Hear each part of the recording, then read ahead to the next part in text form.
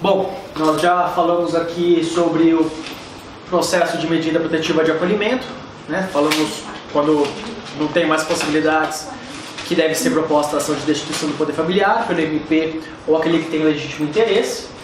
E falamos também rapidamente sobre algumas possibilidades de colocação em família substituta, guarda, tutela e adoção.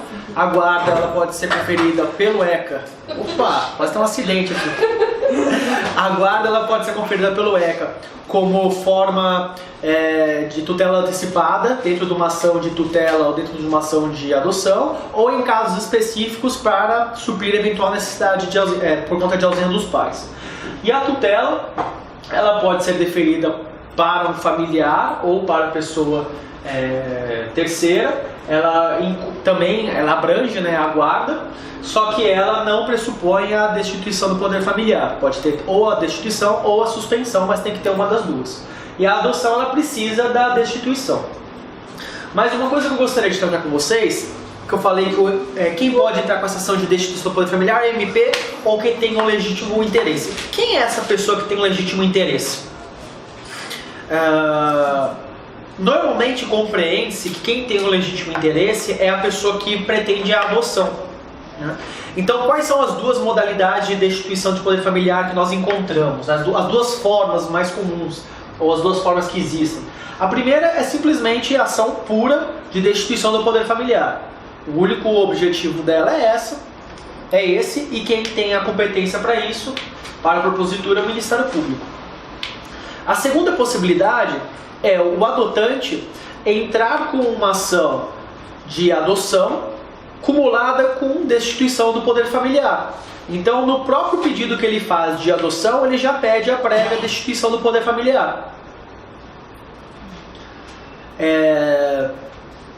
Quando que é o Ministério Público, quando que é o interessado? Isso gera uma confusão prática. E a confusão, ela basicamente se dá no seguinte momento. Vamos imaginar que nós temos um caso em que a medida protetiva ela ainda não chegou ao seu final, né? Não existe uma sentença, uma determinação dizendo, olha, a partir desse momento não há mais o que ser feito. Mas o que alguns juízes infelizmente costumam fazer é, antes mesmo de ser proposta a ação de destituição do poder familiar, já fazer uma consulta ao Cadastro Nacional de Adoção para ver se existem interessados na adoção daquela criança. Então, como é que alguém faz se quiser adotar alguém? Essa pessoa ela precisa se habilitar, e essa habilitação se dá, né, por meio de um processo que é perante a Vara da Infância e Juventude, e é um processo que não precisa nem de advogado. O interessado pode fazer imediatamente no cartório. Ele precisa provar a idoneidade com alguns documentos que estão escritos lá no ECA, e uma vez habilitado ele está no Cadastro Nacional de Adotantes. Existe um cardápio, né, que é uma coisa muito questionável, onde os adotantes colocam a forma de criança que gostaria de receber: uma criança com AIDS, uma criança sem AIDS, uma criança vítima de abuso sexual ou não, negra, indígena, com idade e tal. Você faz ali, com deficiência grave, com deficiência leve. É o cardápio de que criança que você quer receber. Alguns criticam, né, esse cardápio por você tratar a criança como se fosse um sapato, né? Alguns, por outro lado, defendem esse cardápio, dizendo que, na verdade, esse cardápio não serve para beneficiar os adotantes, mas ele serve para beneficiar a criança. De nada adianta você ter uma adoção, né? O casal foi lá, se voluntariou para pegar a criança, e você entrega uma criança com deficiente para esse casal. Aí esse casal vai maltratar a criança, vai tratar mal, vai devolver, vai... Então, para evitar problemas para a criança, entende-se que esse cardápio, por mais grosseiro que ele seja, ainda é visto de bons olhos.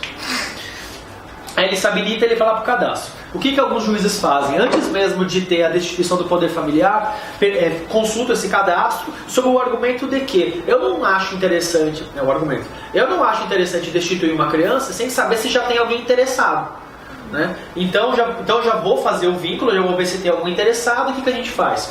Aí chama esse casal para conhecer a criança, fazer uma ligação, eles vão contratar advogado, eles que entram com ação de adoção acumulada com destituição do poder familiar. Eu acho isso péssimo. Por quê? Porque nessa situação você tem um cabo de guerra, que de um lado está a família biológica, que ainda não foi destituída do poder familiar e está brigando para mostrar para o juiz que ainda tem condições de poder reaver a criança. Do outro você tem os adotantes, que são pessoas de boa fé, eles não têm nada contra a mãe biológica, só que se habilitaram, foram chamados e querem a criança. E no meio você tem a criança, que por vezes não sabe se manifestar, porque é bebezinha, e por vezes, sei lá, 4, 5 anos, fica na dúvida, quem é papai, quem é a mamãe, né? Então eu acho que esse tipo de tratamento é péssimo. No meu sentir, na minha visão, nesses casos de crianças pequenas, o legitimado para entrar com ação de destituição do poder familiar deveria ser só o MP. Por quê? Porque só o MP entrando com essa ação de destituição nesse momento, você garante todos os direitos que estão envolvidos. Você fazendo um belo processo de medida protetiva e depois um belo processo de destituição do poder familiar, garantindo todas as possibilidades de contraditório possíveis, você está resguardando todos os direitos dos pais de mostrarem o porquê que eles ainda têm que ficar com os filhos.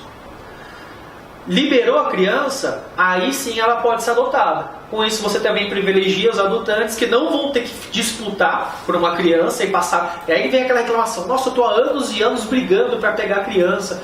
Por quê? Porque ela ainda não está liberada. E a criança que não sofre com tudo isso.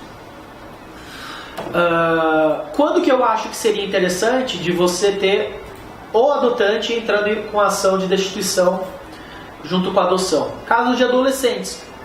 O caso de adolescente é o caso que o oposto que é o violador. Então imagina que a gente tem um adolescente de 16 anos. Aí o promotor resolve da cabeça dele entrar com ação de destituição do poder familiar. E não tem ninguém interessado por ele. Legal, está abandonado mesmo, ninguém quer saber dele. Está configurada uma dessas possibilidades de destituição.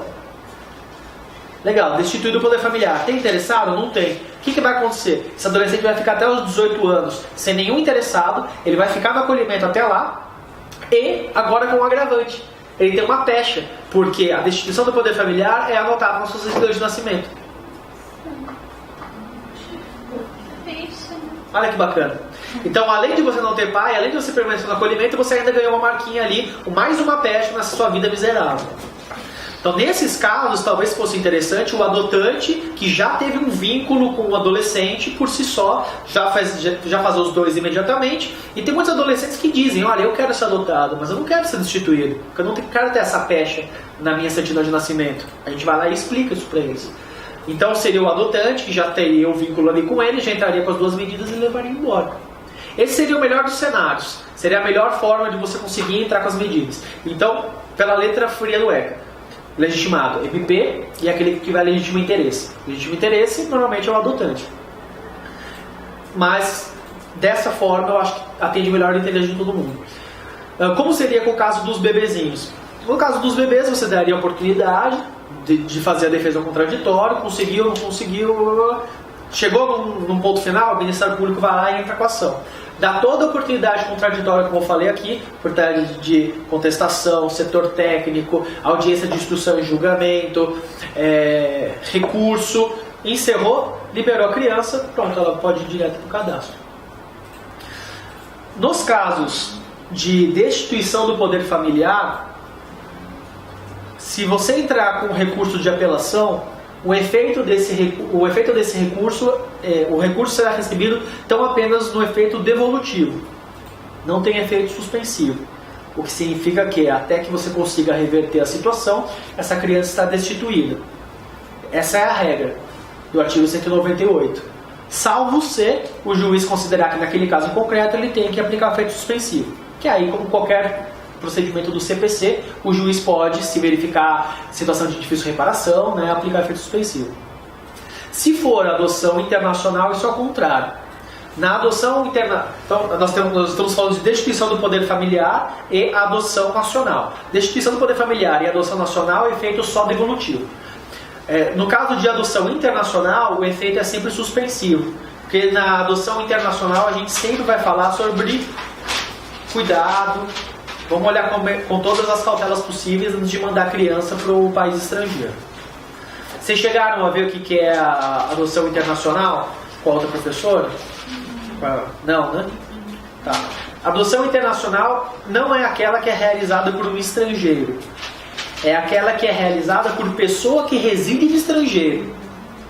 Então, se eventualmente tem um estrangeiro que mora no Brasil e vai continuar morando aqui, isso não se chama adoção internacional, isso se chama adoção nacional. Então, a adoção nacional é aquela de estrangeiro ou de nacional que reside em território brasileiro. E a adoção internacional é aquela de adotante nacional ou estrangeiro que reside no estrangeiro. E exatamente pela dificuldade de controle que você tem, principalmente no pós-desacolhimento, no pós-adoção, que você tenta restringir o máximo possível essa medida para que haja um controle melhor. Então, se a adoção é a última medida possível de colocação em família substituta, sempre se preferindo as outras modalidades, guarda, tutela, principalmente porque você está resguardando a família natural, a adoção internacional ela é a última opção que você vai escolher. Então, primeiro você escolhe a guarda e tutela, depois você vai para a adoção nacional. Não tem ninguém interessado na adoção nacional, aí você olha no cadastro de adoção internacional. Normalmente a gente está falando de adoção tardia.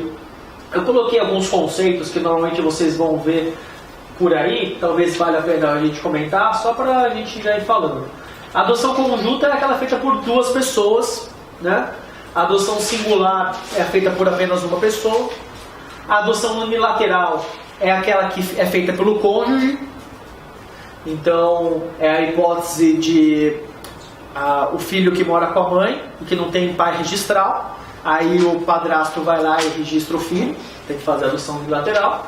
Ou então, no caso do padrasto que quer destituir do poder familiar o pai biológico, por razões X, e aí, como é só ele que é o de interessado, é unilateral. A tardia é isso que eu vou falar para vocês agora. Entende-se mais ou menos que uma adoção tardia é feita com criança a partir de 3 anos. Tá? Há uma divergência do que seria adoção tardia, mas mais ou menos entende-se que é a partir dos 3 anos. Porque é mais difícil de você conseguir colocar para adoção. Então, nesses casos onde há maior dificuldade de criança ser adotada, normalmente é onde tem mais sucesso você conseguir uma adoção internacional. Como que alguém consegue fazer uma adoção internacional? Eu não vou ficar muito detido com vocês nisso, porque a chance de cair na prova de vocês é muito pequena. Até porque quem que vocês vão defender no exterior, né, para fazer isso daqui? Mas, rapidamente, o interessado ele vai ter que se habilitar no país onde ele mora. Essa habilitação depois vai ser encaminhada para a autoridade central do estado aqui, da onde se pretende adotar a criança. Essa autoridade ela vai ver se a habilitação condiz com os termos de habilitação que você precisa aqui no Brasil também. Vai verificar se a legislação estrangeira é compatível com a legislação brasileira. Se tiver tudo certo, aí permite um estágio de convivência. Aí o estrangeiro tem que vir aqui para passar estágio de convivência aqui com a criança. Estando tudo certo, sentença, pode viajar. Só que a apelação ela tem o duplo efeito, se eventualmente for interposta. E tem que ficar mandando relatório semestral toda vez para o Estado brasileiro, para ter o controle, para saber como é que estão as coisas. Bem por cima é isso. Por que tem que ver se a legislação é compatível? Porque às vezes você tem umas legislações que, dentro da nossa concepção jurídica, elas violam direitos da criança e do adolescente. Então, por exemplo, algo que o nosso direito não permite é a devolução de criança. Não existe o teste de drive de criança. Mas em outros países você pode encontrar legislações que autorizem isso. Devolução da criança em até 2 anos. E coisas relativas a isso daí. Ou, a nossa Constituição, ela trouxe a igualdade entre filhos biológicos ou não biológicos. Então, tanto faz se você é um filho adotado, se você é um filho biológico, se você é um filho que foi reconhecida a filiação socioafetiva. Filhos são todos iguais, não existe diferença alguma. Mas isso veio na nossa Constituição de 88. Vai saber se em outros países isso não existe ainda. Se você tiver um tratamento diferenciado para filhos legítimos e filhos ilegítimos, a nossa legislação não concorda com isso. E por conta disso, países que têm legislações que violam os direitos das crianças adotadas não costumam ter sucesso aqui no Brasil, né, por conta dessas disparidades. A sentença tem qual efeito, professor? Constitutivo. Legal você perguntar isso. Muito legal mesmo, porque a sentença, como regra, tem efeito constitutivo. Na verdade, tem efeito constitutivo, a partir do momento da sentença. Só que, no caso de adoção pós-mortem, a adoção ela retroage até o dia da morte do adotante. O que é uma adoção pós-mortem? É aquela que a pessoa que quer adotar manifestou o seu desejo de forma clara e começou um processo de adoção, mas no meio do caminho ele veio a falecer. Então, se já começou o processo e ele manifestou inequivocadamente a sua vontade, segue-se no processo de adoção, retroagindo desde a data que ele faleceu. Então você volta e você fala que a adoção se deu naquele momento. Às vezes as pessoas podem falar assim, né, mas qual que é a diferença entre uma adoção e uma filiação socioafetiva? Tem gente que fala que não tem diferença nenhuma. Eu acho que exatamente no ponto que você tocou é onde reside a principal diferença. Se a adoção é constitutiva a partir do momento da sentença que você fixa ali que a pessoa está sendo adotada, o reconhecimento da paternidade socioafetiva, ela não é constitutiva, ela é declaratória. Ela já declara que anteriormente existia um relacionamento socioafetivo e que por conta disso, desde tal momento, você já tinha filiação estabelecida. A adoção é um procedimento que, se for realizado em relação a crianças e adolescentes, sempre tem que ser realizado na vara da infância e juventude. Isso por determinação legal do estatuto. Agora, o reconhecimento de paternidade socioafetiva, isso não tem previsão no ECA.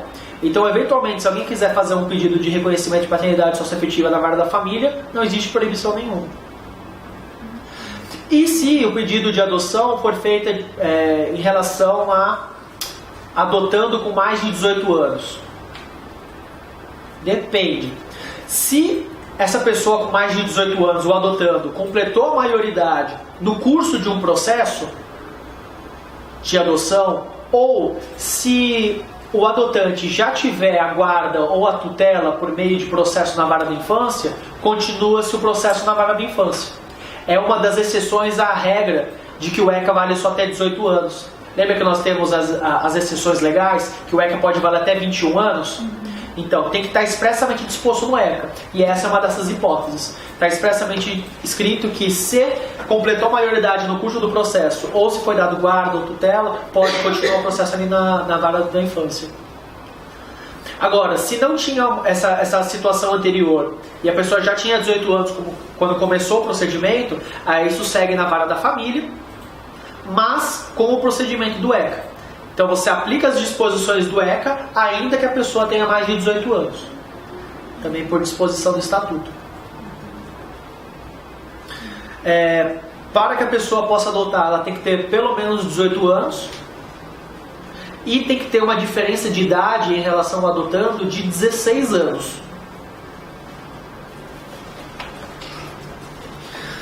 Mas é interessante vocês terem em mente também que muitos juízes e também a doutrina acabam abrandando várias dessas regras, tendo como em mente o princípio do melhor interesse da criança ou adolescente. Então eu mesmo já tive a oportunidade de trabalhar num caso em que a adotante tinha uma diferença de idade inferior a 16 anos em relação ao adotando. Então era um casal que estava querendo adotar um menino. E como é que aconteceu essa situação? O pai, ninguém sabia quem que era. E a mãe abandonou a criança para os vizinhos e sumiu no mundo. E aí ficou essa criança sob os cuidados de uma mulher. Uma mulher de 12 anos. Uma menina de 12 anos. Então, essa menina de 12 anos obviamente morava com a sua mãe, né? A senhora, não me lembro de quantos anos tinha, mas quem cuidava da menina era a outra menina de 12 anos, que tratava com mãe e filho. E aí foram crescendo, essa menina de 12 anos acabou casando com uma pessoa que tinha mais idade do que ela, né, uns 6 anos a mais, uma coisa assim. E aí quiseram consolidar a relação de fato que já existia com a ação de adoção. Poderiam ter tentado, de repente, a paternidade socioafetiva, seria um negócio mais, né, diferenciado, mas entraram com a ação de adoção.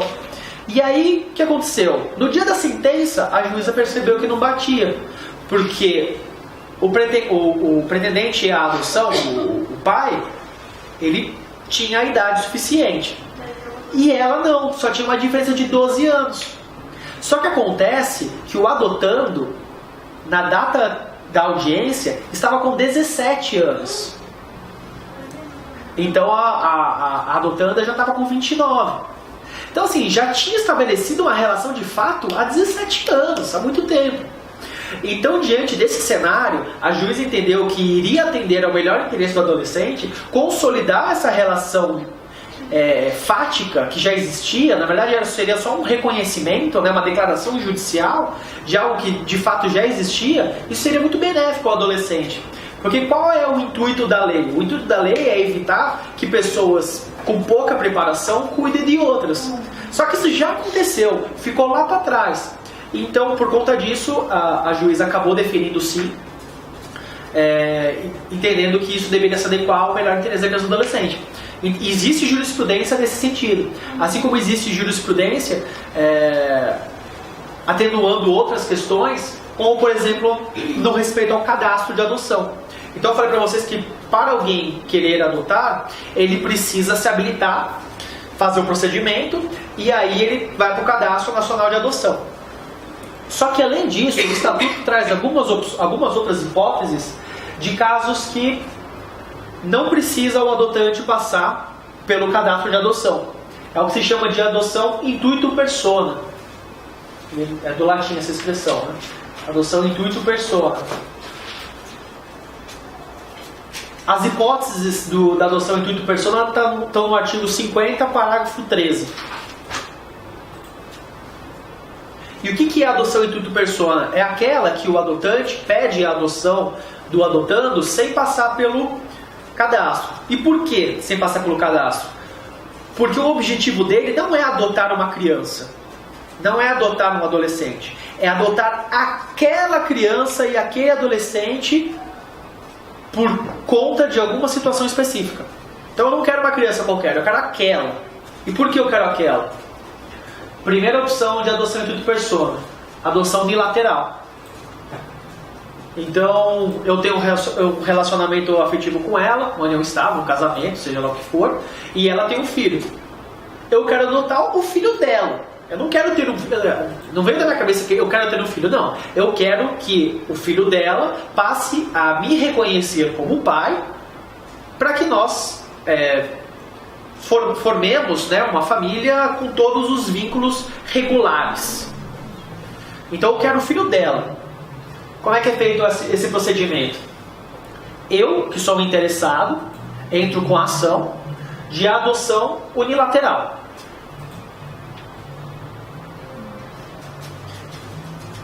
Se existe pai registral, eu preciso pedir também junto à destituição do poder familiar. Se não existe pai registral, não tem nem que esquentar a cabeça com isso. Duas posições. Primeira posição, trata-se de procedimento não contencioso. Então, simplesmente, eu entro com a ação, em casos que não tem destituição, né? Porque se tiver destituição, obviamente tem que ser contencioso. Mas em casos de não ter destituição, pai inexistente. Então, primeiro posicionamento. Eu entro com a ação, sem apresentar polo passivo. É feito estudo técnico com a criança, para ver se há reconhecimento na figura paterna. Intima-se a mãe, para que ela manifeste sua vontade. E segue-se. Outra possibilidade, ainda dentro dessa linha, é ao invés de tão apenas eu ser o autor, eu ser o autor junto com ela. Então nós dois somos autores e nós pedimos que seja reconhecida a adoção, que seja constituída a adoção. Mas para um só? Para um só. Segundo posicionamento, tem que ter polo passivo. Então, eu movo a ação contra a mãe. Então, eu que sou interessado em adotar, movo a ação contra a mãe vira a ré, a mãe apresenta a contestação querendo ou não querendo, ela pode deixar o prazo passar. Faz-se o estudo técnico e ouve-se ela em juízo. Nesse caso é quando não tem o pai biológico, porque se tiver Sim, o pai, exatamente. seria o polo passivo. Isso. Obviamente, se tiver pai biológico e tiver que tirar ele da jogada, você precisa entrar com a ação de destituição do poder familiar, com lado da adoção. Tem que dizer o porquê que você está querendo entrar com essa ação, vai ter que justificar o seu pedido, né, motivar, apresentar as razões pela qual ele abandonou e tudo mais. E aí você coloca ele no polo passivo. A questão é se a mãe também entra no polo passivo ou se ela não entra. Eu pensei que ela não cabia, né? Oi? Eu pensei que ela não cabia. Então, eu acho que a mãe não deveria constar do polo passivo. Porque você coloca no polo passivo aquela pessoa que está sendo demandada. E muitas vezes, quando chega na defensoria te procurando, não vem só o padrasto. Nem o padrasto é a mãe. Então fica muito esquisito você entrar com uma demanda com a pessoa que veio buscar você. Então o que você faz? Você faria ação pelos dois, pedindo a constituição da adoção em nome do pai. Ou em nome só do pai, pedindo a intimação da mãe para que ela se manifeste. A juíza com que eu trabalho, ela acha que não. Ela acha que na relação processual você tem que apresentar tem que ter a parte, tem que ter o juiz, tem que ter o réu. Então, para ela, você tem que colocar a mãe como ré, para que ela possa se manifestar. Se eu não me engano, o doutrinador, o Didier, Fred Didier, ele entende que você não precisa fazer isso. Porque, de fato, você precisa possibilitar o contraditório. Mas para você possibilitar o contraditório, você não precisa botar a pessoa no polo passivo. Você simplesmente intima ela para se manifestar. Você não trata ela como ré, você trata ela como terceiro interessado. Então seria uma terceira interessada, genérica.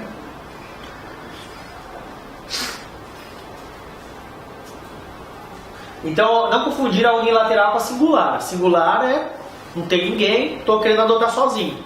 A unilateral é quando já tem alguém, eu não vou destituir os dois, né, vou destituir só um, o outro se mantém. E é isso aí, a tarde eu acabei de falar. Adoção aberta ou fechada.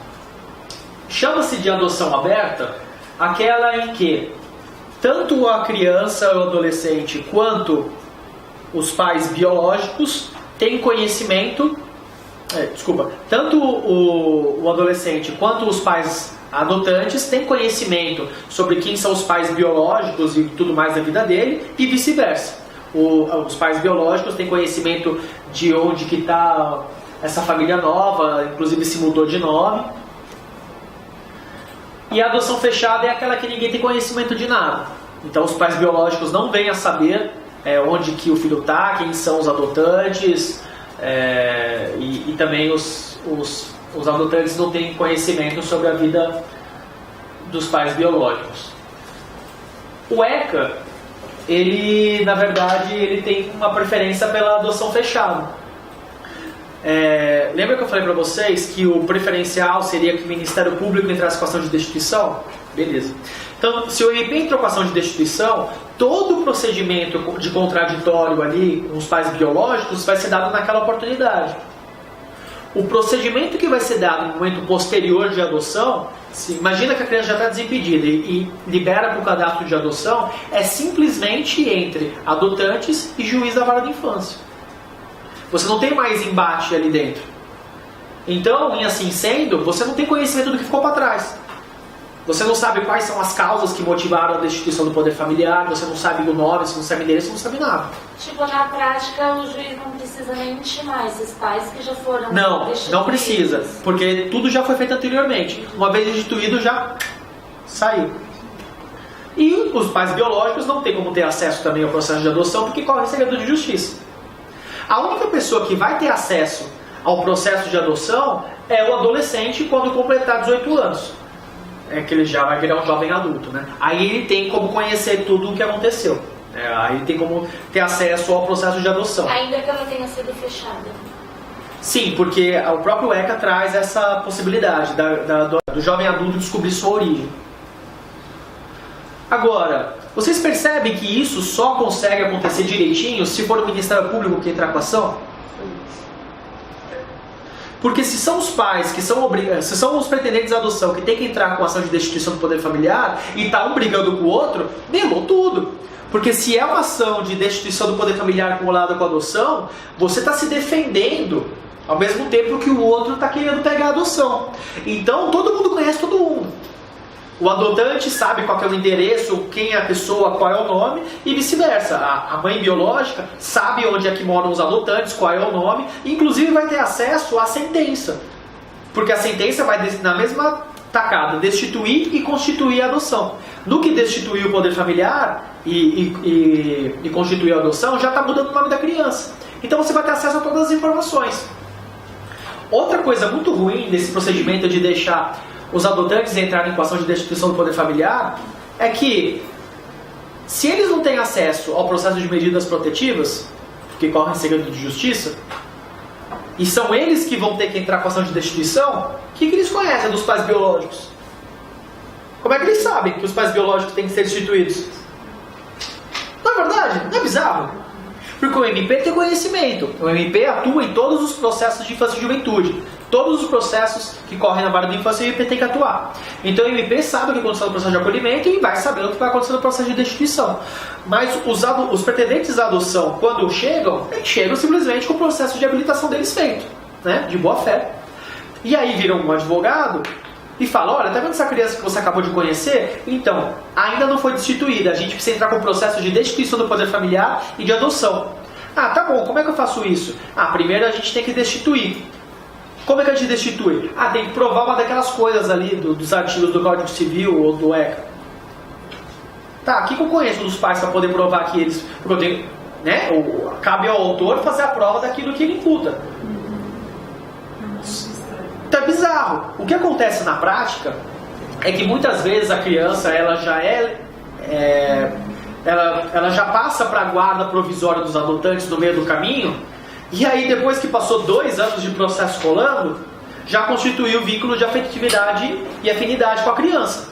Constituiu o vínculo, vai tirar os adotantes.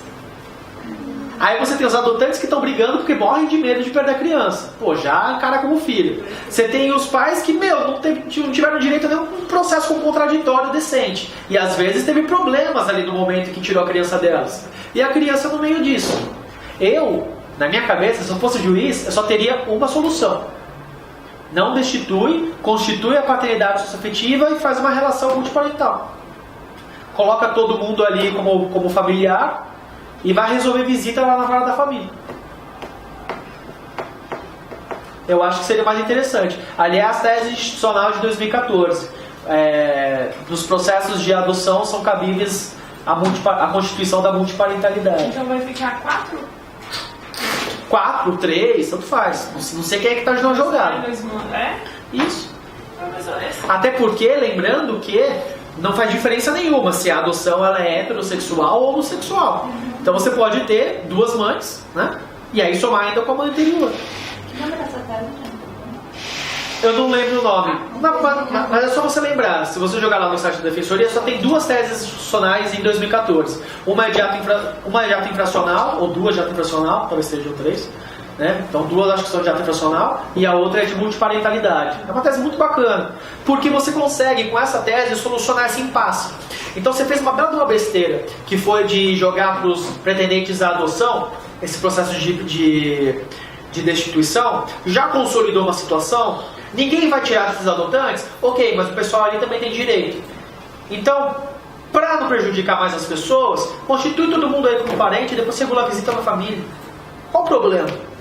Né? Nessas novas relações que nós temos hoje em dia nos direitos das famílias, principalmente Maria Berenice Dias, Sofia Madaleno, Cristiano Chaves, Nelson Roosevelt, o importante não é a forma, o importante é o afeto. Então, se o afeto está além da forma, a forma tem que acompanhar. Não é o contrário, não é a vida que tem que ficar restrita às formalidades que nós temos. Então, se a situação apresentada é essa bagunça, só cabe ao judiciário dar formalidade para essa bagunça. Porque a vida, na verdade, é uma grande bagunça, não é verdade? A gente querer colocar em caixinhas, na verdade, que é o grande doido. Né? Não é a vida normal.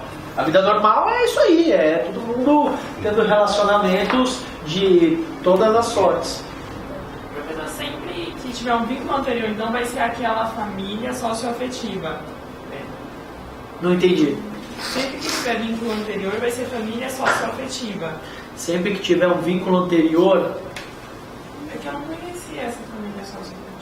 Não, o que eu falei sobre família socioafetiva é o seguinte, você tem... serão formas de filiação, né? A decorrente do biológico, né? A decorrente da adoção, mas existem alguns casos que você pode dizer que você não precisa nem da adoção, que você pode simplesmente fazer o reconhecimento socioafetivo. O caso clássico é o caso do padrasto, que é que assim, você pode fazer isso por meio de adoção. Você não precisa fazer essa tese diferenciada. Mas em situações onde a adoção não é possível, você poderia eventualmente fazer o pedido de reconhecimento de filiação socioafetiva, que nem você faria com um reconhecimento de relacionamento socioafetivo. E dá o mesmo efeito que a adoção? Deveria dar. Não dá? Não, é que não existe nenhuma lei que diga sobre a adoção, sobre reconhecimento de filiação socioafetiva. Isso é uma construção doutrinária e jurisprudencial. Então, Maria Berenice Dias vai dizer que todos os tipos de relação familiar socioafetiva têm que ser reconhecidas pelo direito. Então, isso não necessariamente estaria restrito às formas jurídicas que nós temos. Então, quer ficar no quadradinho? Esquece essa parte de socioafetivo. Quer saber que existe jurisprudência e doutrina que fala sobre isso? Aí você pode lembrar disso daí. A questão da tese de multiparentalidade, por exemplo, é uma questão de paternidade socioafetiva. É uma questão que não necessariamente está vinculada com adoção, mas que você vai colocar 2 pais, 2 mães, 3 mães no documento de identidade. Entendeu? Então, adoção em tudo persona. Primeiro, adoção bilateral, que foi o que a gente já falou. Segundo, parente com vínculos de afinidade e afetividade. Às vezes você tem um tio que está ali com o sobrinho, tem um vínculo óbvio, porque esse sobrinho está com você faz um tempo já, mãe e pai sumiram, ou são falecidos. Cria o ECA essa possibilidade do parente com vínculo de afinidade e afetividade poder fazer a adoção daquele ali. Porque ele não quer adotar qualquer um, ele quer adotar o sobrinho dele. Terceira possibilidade. Avó e avó não pode, né? Outra coisa legal. Avô e avó não pode. Pela letra do ECA, não pode. Não pode adotar nem irmão e nem ascendente em linha reta. Então avô, bisavô não pode. Mas nós já tivemos decisões jurisprudenciais em sentido contrário. Dando adoção para irmão e dando adoção para avô. Não é o que está na lei. São decisões com certeza minoritaríssimas, mas já foi dado pelo STJ. Porque parece que esse impedimento ele visa o patrimônio, a questão da herança. Né? Pois é, né? A gente vive no patrimônio, esse é o problema. Aí às vezes a avó criou a vida inteira e não pode, só pode ter a guarda. Pois é, exatamente. Aliás, nós temos várias proibições que são extremamente patrimonialistas ou moralistas. Enfim. Mas saiba que não pode pela lei, mas que assim como a proibição de 16 anos, essa daí também já foi vencida em julgados. E a terceira hipótese de adoção in tuto persona é aquela realizada pelo tutor ou pelo guardião legal, tem que ter a guarda legal, de criança com mais de 3 anos, ou adolescente. Então, se tiver um tutor ou um guardião legal com adolescente ou criança de mais de 3 anos, pode também realizar a adoção. Olha que interessante o 3 anos, né? E aí você pode fazer o vínculo com a adoção tardia. Então, exatamente porque talvez não seja um caso de adoção tão fácil, você acaba privilegiando que permaneça ali com aquela pessoa que já deu o zelo e que está ali na guarda ou na tutela. Só tem uma questão, é que se o tutor quiser adotar o tutelado, ele tem que estar, tem que estar tudo certinho as questões patrimoniais. O tutor não pode estar devendo para o tutelado. Você lembra que muitas vezes o tutor ele acaba sendo nomeado para cuidar de patrimônios específicos, né? Então não pode ter essa confusão. Então essas são as hipóteses legais que nós temos de adoção in tutto persona. Mas além disso, nós ainda temos algumas opções de adoção in tutto persona que são jurisprudencialmente e doutrinariamente construídas. Como que elas são? De novo, sempre tendo como norte o melhor interesse da criança ou adolescente. Nós temos então a situação que você estava comentando comigo na hora do intervalo. A criança que foi deixada com a vizinha. A criança foi deixada com a vizinha, os familiares abandonaram. Não é adoção bilateral, não é um parente, é uma vizinha. E não tem tutela nem guarda legal. Ela nunca procura a justiça. Deixou ali com a vizinha.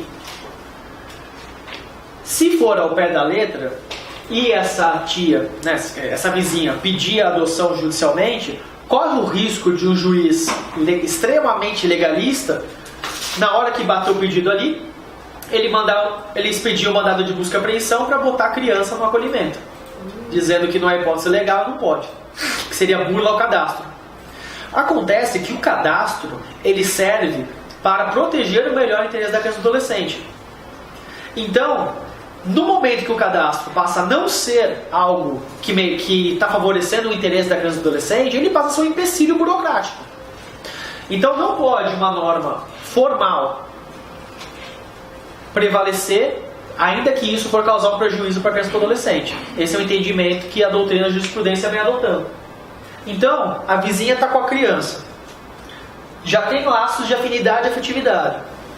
Está com a criança há 2, 3 anos já.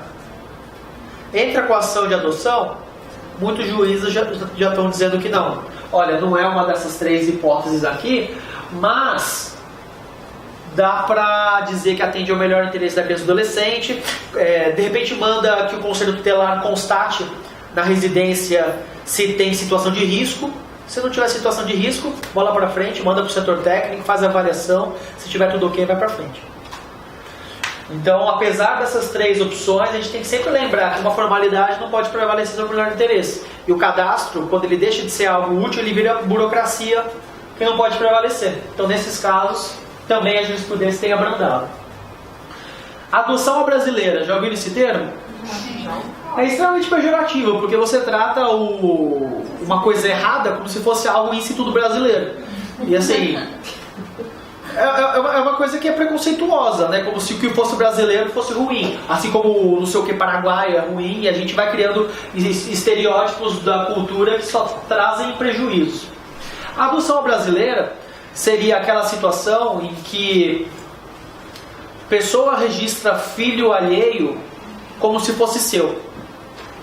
Então vamos supor que essa vizinha que recebeu a criança, ao invés de entrar com o procedimento direitinho judicial de adoção, né, ou de tentar de repente uma guarda, uma tutela anterior, ela vai lá no registro e fala que o filho é dela. Isso na verdade é meio difícil de acontecer com as mulheres, acontece mais com os homens. Por quê? Porque quando vai fazer o registro da criança, normalmente exige-se a DNV, que é a Declaração de Nascido Vivo. E na declaração de nascido vivo, consta o nome da mãe. Costuma não constar o nome do pai. Então, quando o pai vai fazer o registro, ou quando a mãe saiu já da maternidade e for fazer o registro, pode se declarar como pai quem quiser. Né? A pessoa chega lá e ela fala que é dele. Bom, como é que o registrado vai dizer se é ou não é? A menos que faça o exame de DNA, né? Então, normalmente acontece com homens. Mas em comarcas em que o sistema de registros não é tão... Principalmente em cidades de interior menores, às vezes também não tem a DNV, né? Ou então em casos de partos que aconteceram fora do hospital ou sem uma parteira profissional. Então também pode acontecer com a mulher. Então a pessoa vai lá, ela registra filho alheio em nome próprio. Isso é chamado de adoção brasileira, é crime. No Código Penal coloca uma pena aí, se não me engano, de até 2 anos. É de menor potencial ofensivo. Mas há quem diga que esse crime ele é inconstitucional, por ir exatamente contra ao melhor interesse da criança e do adolescente e também aos direitos da família, porque apesar de ser uma violação aos registros, né, porque o crime da adoção brasileiro, de registro no nome próprio, se eu não me engano, ele está exatamente, não na parte dos crimes contra a família, mas dos crimes contra os registros públicos, os documentos públicos. Então, como que a proteção de um registro público pode ser mais importante do que o melhor interesse de uma criança? Então, se eu estou efetivando com esse ato, ainda que em burla ao registro público, o melhor interesse da criança em ter uma família, parece que há um conflito de interesses. E nesse conflito de interesses, o melhor interesse da criança em ter uma família parece que prevalece. É um posicionamento minoritário. Eu digo minoritário porque pouco se vê alguém sendo responsabilizado por esse crime. E quando se vê, muitas vezes é raro você ter, né? Mas mesmo assim, quando tem, às vezes acontece de perdão judicial. São raras as condenações. Até porque da transação, da suspeição, então não chega a julgamento isso daí. Mas quem fala sobre o assunto, e tem um artigo na revista Liberdades do IBCCRIM, que é da Maria Fernanda de Carvalho, que ela fala exatamente sobre esse tipo penal e fala sobre a incondicionalidade. Vamos ver. Bom. Então, uma vez eu li uma coisa que falava que ofendia também o interesse da criança, como se fosse um crime que ofendesse a criança e saber quem é a família biológica. Então, mas é uma proteção aos registros. Né? Porque eventualmente você pode virar para a criança e falar, olha, na verdade aconteceu isso e aquilo. Se fosse simplesmente para resguardar, ela perguntou, né? Esse crime não seria também para resguardar o interesse da criança? Eu falei assim, olha, e se esse pai que registrou irregularmente falar desde o começo que ele fez isso com a criança? Você afasta a ilicitude do crime? Você afasta a tipicidade? Então, infelizmente não, porque o importante é proteger o registro. Pô, proteger o registro é mais importante do que proteger a família? A proteção da família tem matriz constitucional, a proteção dos registros não tem. Então, me parece que a adoção brasileira, ainda que seja a prática proibida, deveria se afastar dessa criminalização. Outra coisa é você dizer que houve uma mercantilização do filho. Né? Então, o cara que vendeu a criança, pô, isso daí é absolutamente ruim, né? Isso daí chega a ser torpe, porque você trata a criança de novo como mercadoria. Isso daí tem que ser proibido mesmo. Isso aí, inclusive, tem um crime específico no próprio ECA. Agora, a adoção brasileira não significa isso.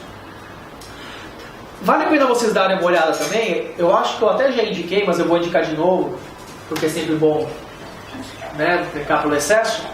Tem um artigo na revista Liberdades do IBCCRIM, já falei para vocês, é gratuito, assim, vejam lá, que traz uma discussão muito bacana entre a Maria Berenice Dias, conhecida, né, no Direito de Família, e um grupo da Defensoria Pública, composto por 2 defensores, um psicólogo e uma assistente social do CAN da Defensoria. Inclusive um desses defensores sou eu. E é muito interessante, porque na verdade nesse artigo, é um artigo de resposta ao artigo da Maria Berenice Dias. E vocês encontram no artigo o link do artigo da Maria Berenice Dias para poder comparar. É um artigo que a Maria Berenice Dias fez no Conjur. Ao meu ver, é um artigo que é equivocado, apesar de todo o brilhantismo dela, e eu acho ela uma autora fantástica, mas ela fala sobre adoção. E nesse artigo dela sobre adoção, ela critica a morosidade do processo de adoção, dizendo que a defensoria acaba até atrapalhando muito nos casos de adoção por querer ficar insistindo na família, que a família já abandonou a criança, que não precisa mais saber disso, e querer fazer um processo mais célere. Nesse artigo de resposta, como eu falei, fui eu, mais um defensor, um psicólogo, um assistente social, a gente tenta rebater os argumentos centrais, mais ou menos expondo essa realidade de como se dá, de que na verdade a entrega voluntária é um percentual ridículo do que a gente tem de verdade e que a grande maioria ainda há um sofrimento muito grande de saber com quem vai ficar a criança. Então as 3 hipóteses, né, de adoção, tem a voluntária, a contenciosa e a unilateral. Contenciosa eu digo, né, que os pais não concordam. Ficou alguma dúvida aqui para vocês do que a gente falou por enquanto? Legal. Então vamos falar ainda dos pais não concordando, a questão primeiro dos ausentes, né? Então os pais estão ausentes. Qual é a lista que foi? Você sabe qual foi o ano? Eu acho que foi a última. A última A última que teve, que lançou em... Agosto de 2017. Essa mesmo. Aliás, nas últimas edições tem vários artigos bacanas de infância. Tem um do examinador anterior da prova da Defensoria de São Paulo. Tem um artigo sobre depoimento sem dano do professor, se eu não me engano, do Paraná.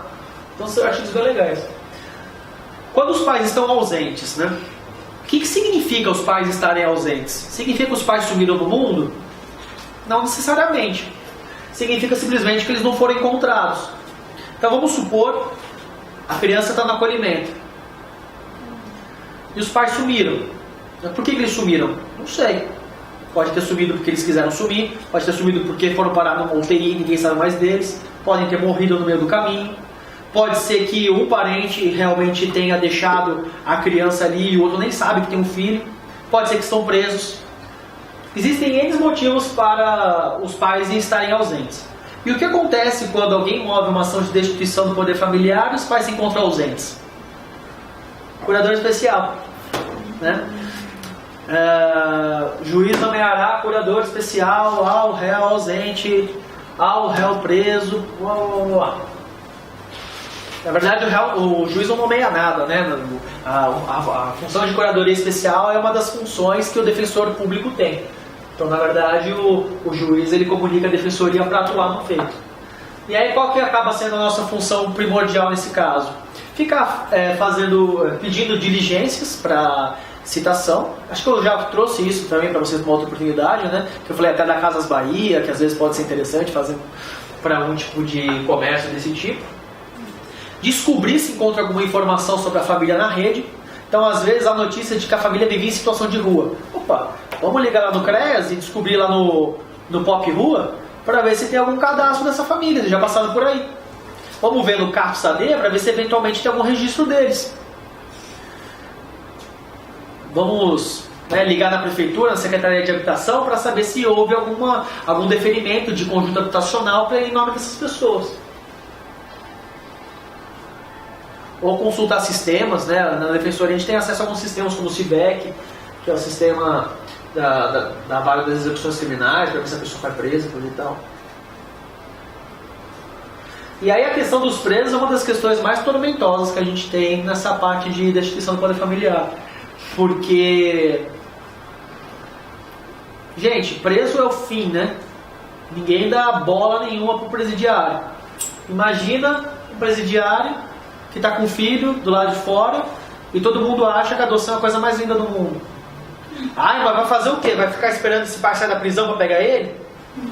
Quanto tempo que ele tem de pena? 15 anos? Ah, vai deixar ele 15 anos no acolhimento?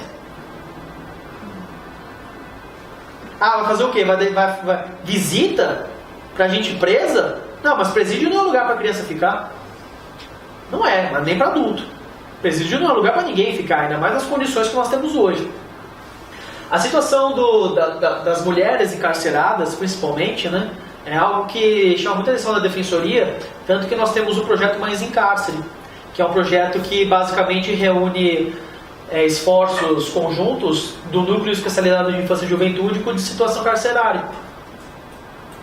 Então, esse projeto Mães em Cárcere visa o atendimento das mulheres que estão presas, para colher informações se elas têm filhos fora do cárcere, em que condições eles estão, se há parentes, se há pessoas responsáveis por eles, se eles não têm ideia de onde estão os filhos, ou se eles estão em acolhimentos.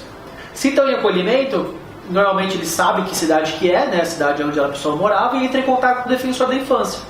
O defensor da infância vai tentar ver ali no processo como é que está a situação, para mandar informações para o pessoal da VEC, para poder passar para o preso, e pedir já para o juiz da infância que o acolhimento leve a criança para fazer visitação onde estão os pais.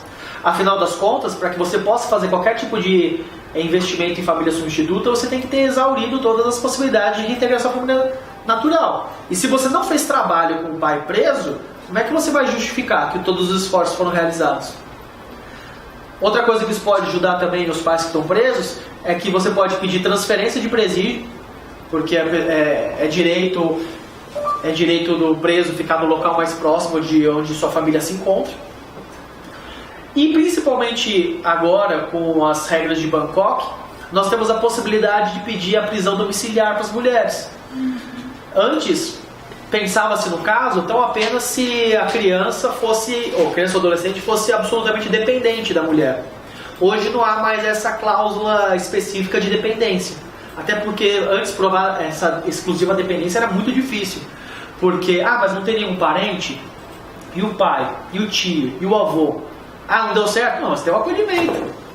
Então acabava sendo difícil provar que a criança dependia da mãe. Hoje não precisa mais dessa comprovação. Então a gente tem conseguido muitas possibilidades da mãe cumprir a pena em domicílio para poder cuidar do seu filho. Isso sem contar das mulheres que têm os filhos no cárcere. Então a mulher que é presa grávida, ou que fica grávida numa visita íntima. Essas mulheres, elas têm o direito de ficar com o filho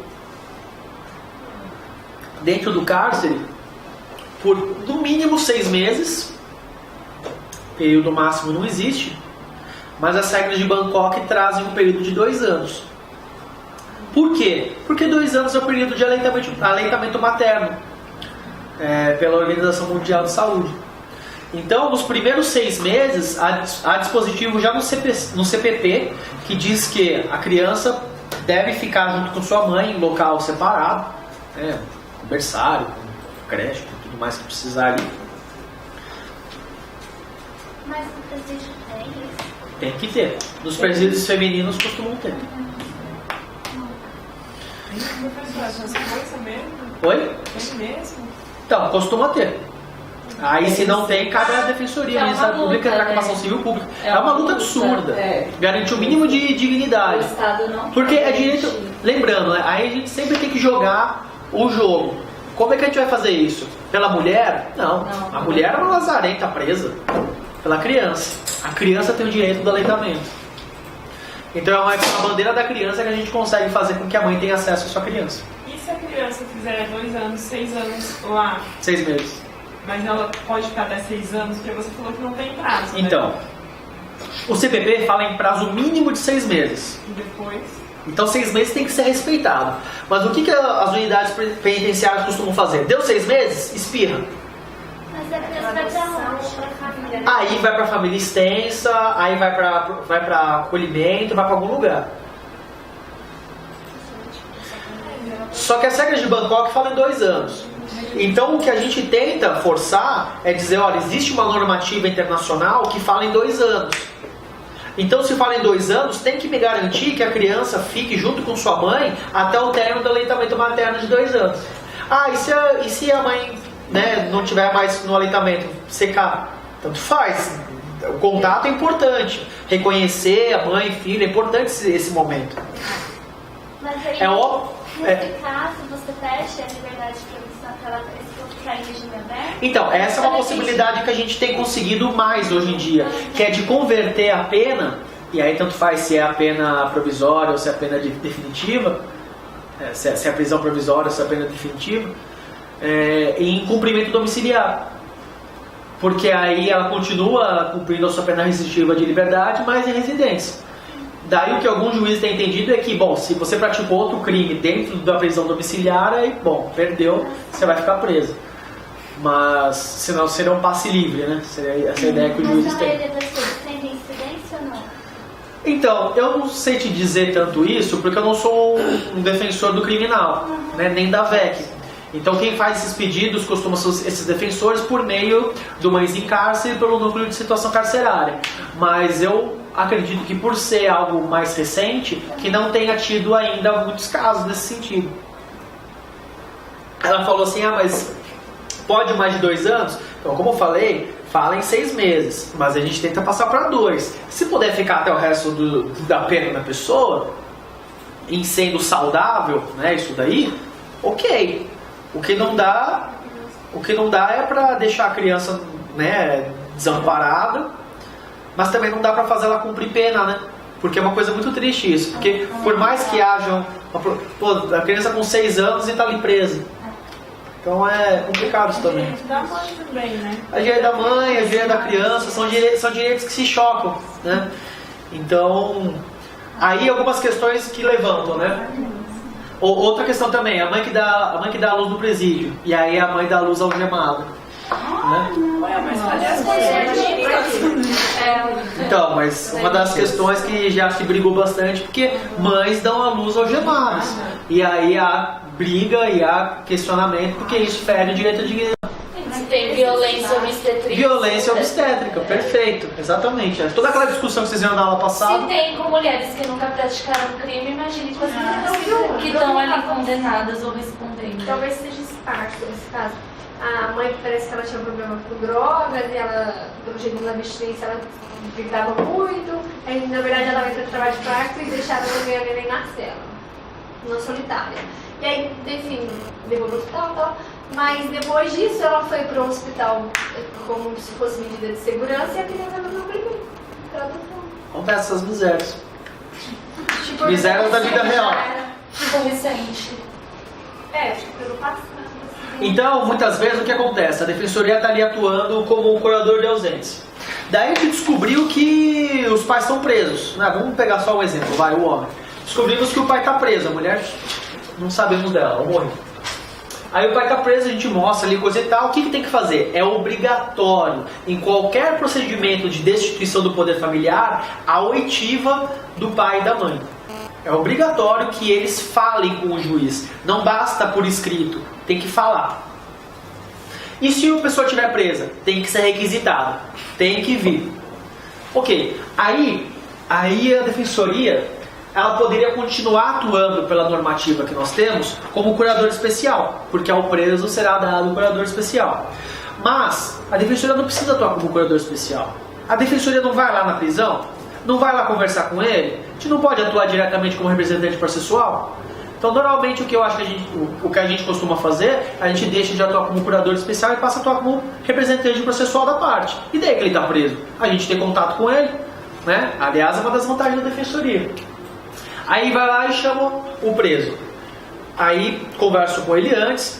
Olha, a situação é essa, não sei o que, não sei o que, não sei o que lá. Às vezes ele até acaba consentindo com uma tutela, com suspensão do poder familiar, coisa e tal. Mas ele é contra a destituição. E não existe causa nenhuma que motive a destituição do poder familiar. Porque ele foi preso. Ele não abandonou a criança. Ele está preso. Ele não bateu na criança. Ele está preso. Ele não faltou com os seus deveres de cuidado, porque ele foi preso. Então, se a prisão não é um motivo para a destituição do poder familiar, pode ser para suspensão, né? Mas se não é motivo para destituição, como que você destitui do poder familiar um pai preso? Só que vamos supor que essa criança já foi colocada em família substituta. Por quê? Porque foi feita aquela jogada que eu disse para vocês. Os adotantes entraram com uma adoção, com destituição do poder familiar, já deu em guarda provisória, ficou um tempão até achar o pai, passou 3 anos. Como faz? Ou a criança está no acolhimento. E aí a gente fala, não, tem que ficar. Quantos anos falta para cumprir a pena? 10. 10 para ir para o sêmi. Doutor, o senhor vai querer que fique durante 10 anos a criança no acolhimento? Ela merece ter uma família. Melhor em Nossa amiga sempre faz isso. Doutor, a criança já está com uma família. Você quer que devolva para o acolhimento para ficar esperando até que talvez ele saia? Não é cruel? Não é cruel? E aí você está fazendo o que na posição de defensor? Você está fazendo o melhor possível para que valha os direitos das pessoas que você está defendendo. Só que, para alguém que fica se utilizando do senso comum, você é um maldito. Você é o vilão da história. O defensor é o vilão da história. Não é o juiz que mandou em guarda provisória. Não é o acolhimento que não verificou onde é que esse pai estava e tentou fazer o acompanhamento antes. Não é o sistema penitenciário que exclui a convivência familiar. É o defensor. Então, infelizmente, essa questão dos presos ela é muito triste, ela é muito sofrida. Mas é o que acontece na prática. É isso que eu estou te falando. Então, por exemplo, eu tive recentemente um caso que o pai foi destituído do poder familiar. Exatamente isso, uns 10 anos que ele tinha feito sênior.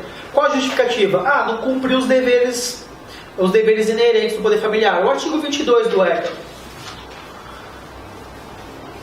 Aí eu recorro. Aí o TJ fala, não, mas a situação já está estabelecida. O que é que a situação está estabelecida? Então vamos fazer a multiparentalidade, né? Sem perder vínculos. Preso. Que direito que o preso merece? Então você está lá como defensor para poder fazer a voz dele prevalecer. É esse o papel que a defensoria muitas vezes tem, de encher o saco. E nesse artigo que eu falei para vocês da revista Liberdades, eu recomendo mais uma vez, porque é exatamente nessas feridas que eu toco junto com os outros colegas. Porque a mística fica de que, olha, a adoção é muito bonita, mas olha quanta coisa tem de ruim. Não na adoção em si, né? Como eu reitero muitas vezes, os pretendentes à adoção costumam ser pessoas de excelente boa fé. Mas olha quanta coisa que tem por detrás, que muitas vezes nem vem à tona. Não é verdade? Nesse caso, o juiz escuta a criança ou não? Mesma coisa que eu já te falei, adolescente sempre, criança se tiver condições. Aí você pega um caso que a criança tem, sei lá, por exemplo, esse caso que eu tive, são 2 filhos. O primeiro, quando ele foi preso, tinha 2 anos. E o outro nasceu quando ele foi preso. Que lembrança que eles têm do pai? E aí você vira, né? Você, setor técnico, e fala pra criança: você gostaria de ter uma família? Lógico. Olha, seu pai está preso. Ele disse aqui no processo que ele quer voltar a ficar com você. Mas ele tem uma pena ainda de 10 anos para cumprir. Ou seja, só quando você... Agora a criança já tem 16, já tem 6 anos. Só quando você tiver 16 anos que ele vai sair. Você vai querer continuar aqui ou você quer uma outra família? Ah, eu quero uma outra família. A criança manifestou o seu desejo de uma família substituta. E daí você percebe que quando você lida com o sistema de infância, você não está lidando só com a normativa do ECA. Você está lidando com o sistema penal. Você está lidando com o sistema da assistência social. Você está lidando com a saúde. É uma gama absurda de interações que você tem quando você lida com infância e juventude. Principalmente com o juízo de valor. Também. E aí que eu sempre gosto de lembrar. Por isso que a gente bate na tecla do menorismo, da situação irregular. Porque tudo isso, todo esse ranço vem dessa época. Que acha que não, mas eu sei o que é o melhor interesse para a criança. Criança em presídio não é lugar para criança. Mas não é lugar para ser humano. Mas está lá. A prisão deveria restringir liberdade. Não restringir convivência familiar, nem restringir saúde, educação, não sei o que lá, mas restringe. Eu tive um outro caso que 2 irmãos, pai e mãe, já era, sei lá, onde estão. 2 irmãos. Um foi para a Fundação Casa. O que ainda ficou no acolhimento quer visitar o irmão na Fundação Casa. E aí eu falei, pedi lá a visitação. Eu falei, não precisa nem pedir, mas enfim, estou pedindo para que você juiz, diga para o acolhimento levar. Manifeste o setor técnico. Não tem nem que manifestar. Manifeste o setor técnico. O setor técnico, não, concordo com o direito de visitas, desde que condicionado ao bom comportamento da criança que está acolhida. Veio para mim manifestar, o MP concordou, veio para me manifestar. Olha, dê as visitações, sendo que a condicionante do bom comportamento não encontra razão de ser, tendo em vista que a medida é protetiva e não sancionatória ou correcional. Lembra do correcionalismo, né? Correcional. A gente não está vendo se a criança ela vai ficar boazinha, né? Porque o direito à convivência familiar é um direito, não é um benefício. Se fosse benefício, estaria condicionado ao bom comportamento. Mas direito tem que ser efetivado. E não é que a juíza deu o que o setor técnico falou? Eu entrei com a grava de instrumento e não é cooperativa no TJ? Nossa. E o TJ dizendo que, de fato, o acolhimento, para ser protetivo, tem que fazer esse tipo de questões, porque senão as pessoas não se comportam, e se comportar é alguma coisa que eles precisam aprender. Tá vendo como a mentalidade continua menorista e o juízo ainda é tutelar? E é por isso que a gente bate na tecla, e por isso que vocês precisam entender e precisam combater isso com todo custo? É isso aí. Gente, eu acho que a gente conseguiu encerrar tudo que tinha para falar aqui sobre... não, a gente vai ver as questões ainda assim. Mas eu acho que sobre colocação em família substituta a gente viu, assim, a prevalência sempre de manter irmãos no mesmo núcleo familiar, mesmo quando colocados em família substituta, salvo situações extremas. E ainda assim, se colocar irmãos separados em núcleos familiares, o ideal é que ainda converse com as famílias substitutas para que eles possibilitem a convivência entre os irmãos. Deixa eu ver se tem mais alguma coisa que vale a pena comentar aqui. Se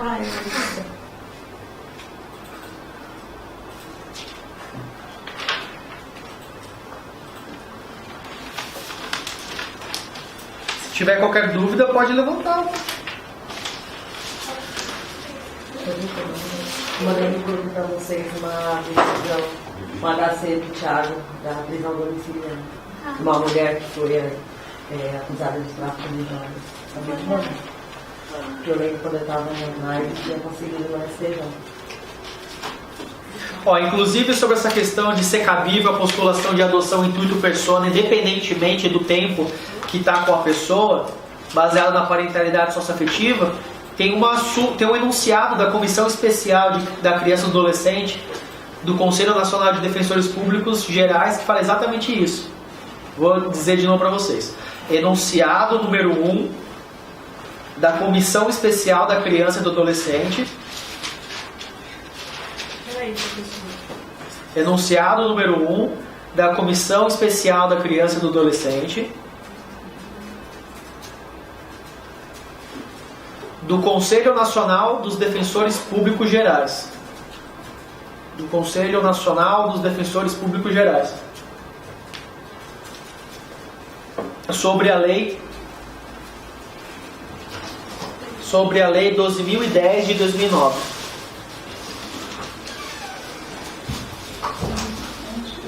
Qual a lei? 12.010 de 2009. É a lei de convivência familiar, que mudou vários artigos do ECA. Eu vou falar rápido, mas é isso que eu já falei para vocês. É cabível a postulação da adoção intuito persona com base na parentalidade socioafetiva e sua função social, independente da idade da criança e do tempo de guarda de fato, ressaltando-se que o cadastro de pretendentes à adoção e a observância da ordem cronológica de inscritos não são princípios do Estatuto e não podem se sobrepor ao interesse superior da criança e do adolescente, que é princípio consagrado no artigo 100, parágrafo único, inciso 4 do ECA, bem como na Constituição e na Convenção dos Direitos da Criança. Beleza? Vamos ver aí uns... Eu não baixei as outras questões. Ah, não? Então, por gentileza. Tem duas questões aqui para vocês. Eu dei uma analisada tanto em questões da Defensoria de São Paulo, quanto do Paraná, e dessa última da Bahia. Então todas essas questões são desses concursos, com exceção de algumas que eram do Distrito Federal, que eu mostrei para vocês. E, curiosamente, uma matéria com tantas nuances não é tão cobrada quanto outras questões dos concursos. Então eu achei 3 questões para mostrar para vocês. Uma delas eu nem achei tão legal, estou trazendo só 2. E para você comparar que, às vezes, alguns outros temas, como por exemplo do CAPS, tem mais questões do que os procedimentos de colocação em família substituta.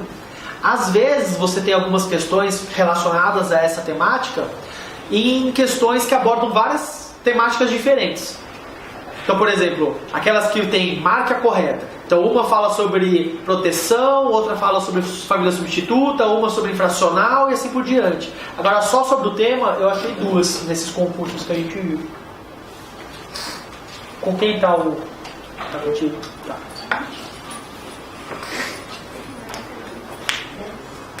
Acho que não, Joyce, na maioria das vezes, quando tem irmãos, eles ficam juntos ou não? Se na maioria das vezes os irmãos ficam juntos.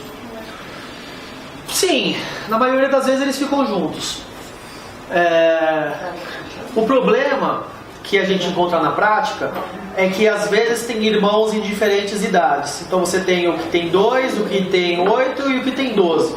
Aí o que tem 8 e o que tem 12 não estão em idade, mas o recém-nascido está em idade para adoção. Então o que acaba fazendo? Dizendo que o de 12, o de 10 tem condição de voltar para a mãe, e aí acaba sendo desacolhido e volta para os pais, né? Mas o recém-nascido ainda não, porque tem as peculiaridades, não sei o que lá. E às vezes acaba sobrando e dizendo, olha, não tenho capacidade de cuidar disso daqui e manda para adoção.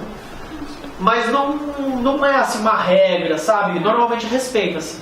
Coloca-se como norte o respeito, a manutenção dos irmãos no mesmo núcleo, mas infelizmente na prática, se não vai dar certo, às vezes separa. Vamos lá. De acordo com o Estatuto da Criança e do Adolescente, considerando as regras hoje em vigor.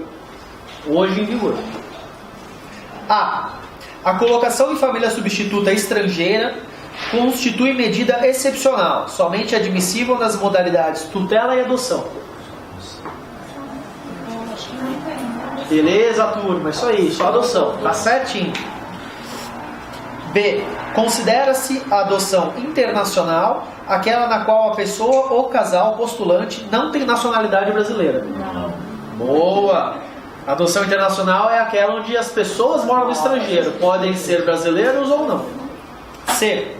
Toda criança ou adolescente tem direito a ser criado e educado no seio de sua família, e excepcionalmente em família substituta, assegurada a convivência familiar e comunitária, em ambiente livre da presença de pessoas dependentes de substâncias entorpecentes.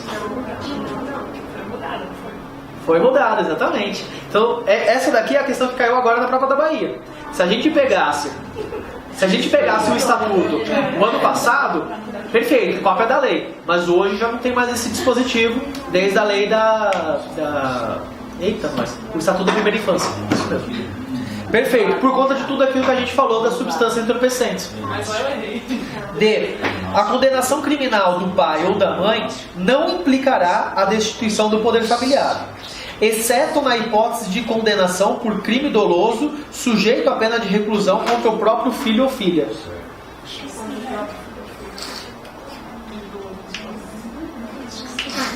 Contra o próprio filho ou filha tem a previsão sim. Se eu não me engano está no ECA, precisa ler em algum lugarzinho, mas tem especificamente dizendo que contra o filho sim.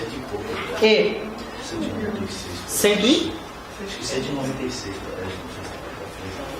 Se vocês encontrarem, grita aqui pra gente, por favor.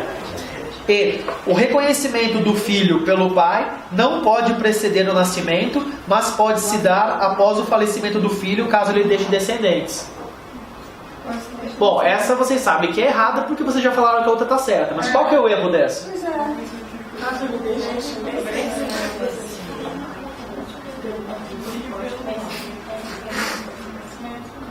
Isso aí é a letra do ECA com uma alteraçãozinha. Pode preceder o nascimento, exatamente. O reconhecimento pode preceder. Antes do nascimento, Isso é a letra do ECA. Se pegar ali, você vai ver. O reconhecimento do filho pelo pai pode preceder o nascimento.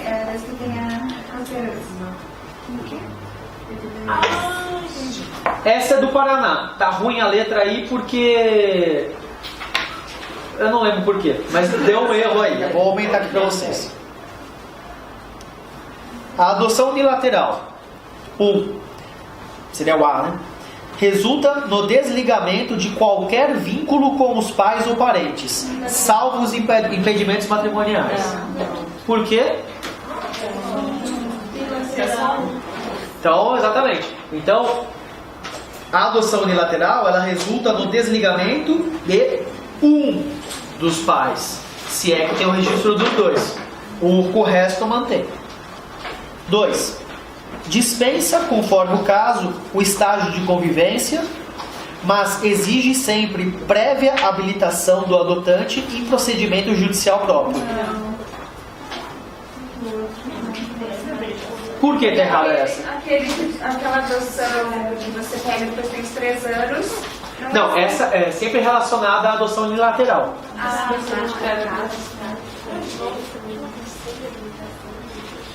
A adoção unilateral dispensa, conforme o caso, estágio de convivência, mas exige sempre prévia habilitação do adotante. Tá certo ou tá errado? E se tá errado, por que tá errado? É isso mesmo. Ela acertou. Tá errada porque não precisa aquele que pretende fazer a adoção unilateral fazer a prévia habilitação. De fato, ele não precisa do estágio de convivência. Por quê? Porque ele já vive com a criança. Então, em já vivendo, torna-se desnecessário. Agora, seria um absurdo você dizer que o pretendente à adoção, da adoção unilateral, precisa se cadastrar no cadastro. Obviamente, ao contrário, é uma adoção intuito persona. O que ele precisa é, no curso do processo, mostrar que ele tem todas as condições necessárias que o pretendente à adoção teria. Mas isso normalmente na prática é colocado no setor técnico. O setor técnico já apresenta, faz um estudo e vê se ele tem as condições. Então, 2 erradas. 3. A adoção unilateral corresponde à hipótese em que um dos cônjuges ou concubinos adota o filho do outro. Sim? Alguém falou não? Concubino é feio, né? Mas tá escrito no ECA. Essa tá certa. Embora seja muito feio falar de concubino, porque era uma etapa, é uma denominação anterior a você falar de união estável ou mesmo de outros relacionamentos, está exatamente dessa forma no ECA e é essa a questão que está correta. Vamos só ver as outras. A adoção unilateral, ao contrário da adoção conjunta, ocorre quando a criança ou adolescente é adotado por pretendente habilitado a adotar sozinho, que passa a ser o único genitor constante do seu assento de nascimento. Tudo errado, né? Um monte de erro aí. Não precisa... Essa seria a singular, exatamente. Porque ele precisa estar habilitado e ele vira o único genitor. Exatamente. E a última, a adoção unilateral, é a modalidade de adoção decretada sem consentimento expresso do adotando, bastando a manifestação de vontade do adotante. Poxa, seria muito fácil assim, né? Então o adotante quer adotar, eu vou adotar o, sei lá, o Silvio Santos, né? Sei, vai falecer, vai passar tudo pra mim. Não, tem que ter o consentimento, se possível, do adolescente, né? Ou da criança, se tiver condições de se manifestar. Então essa tá errada. Então realmente a correta seria a C. Gente, acho que pela primeira vez eu vou terminar a aula antes de estourar o tempo. Vocês têm alguma dúvida? Não? Então tá bom. Bom final de semana pra vocês e até mais. Tchau, tchau.